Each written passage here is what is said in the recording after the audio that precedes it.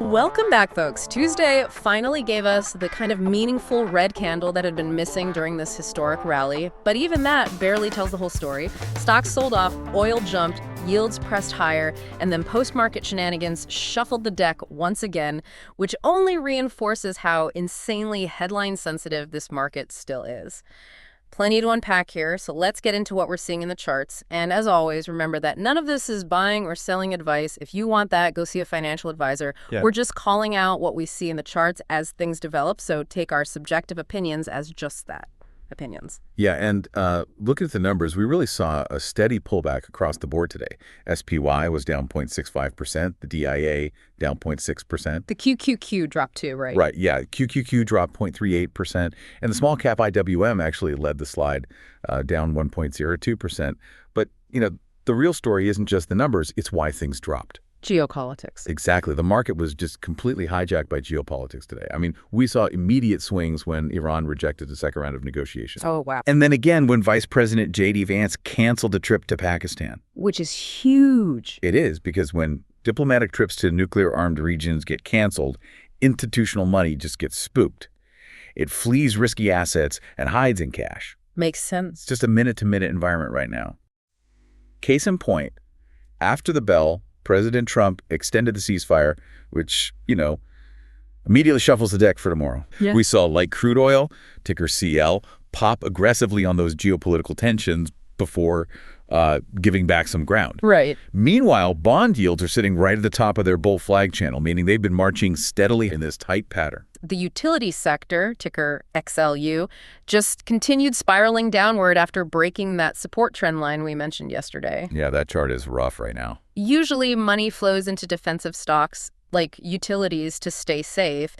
If defensive leadership is failing, isn't that a massive warning sign for bulls? Oh, absolutely. When your safety nets break down, you have to be careful. Hey, don't forget, if you've got a stock you're watching or a question about the markets, let us know in the comments. We want to know what you're tracking to make these videos more relevant if possible.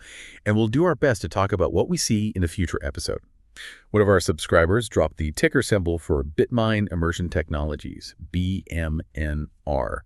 It is closely correlated with Bitcoin, which we'll be talking about in a sec. And like Bitcoin, that stock's chart has been getting beat up lately. She's in a tight consolidation at the moment. Watch out below if she breaks that lower trend line from the close of February 5th and March 30th. Not much to be bullish on for that stock at the moment, at least from a technical perspective. If she can break and hold above that $24 level, things could get interesting. We appreciate you dropping that ticker in the comments, Eddie.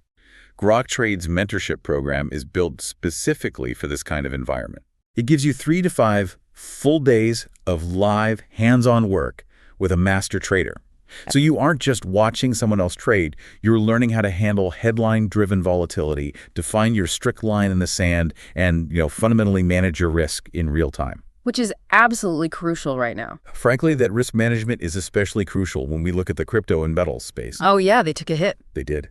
Bitcoin fell 0.36% today, flashing a pattern remarkably similar to 3 months ago, right before it rolled over hard. Wait, so is it guaranteed to drop? No guarantees. But the historical footprint is definitely there. And metals got hammered too. Gold was down 2.12% and silver dropped 4.37%. Ouch. Yeah. The real question in the charts right now is whether those bear flags, those brief pauses before another drop are finally breaking down, or if this is just a ruse. Well, it's an explosive tape for sure. So the bottom line here is that the market finally printed a red down day.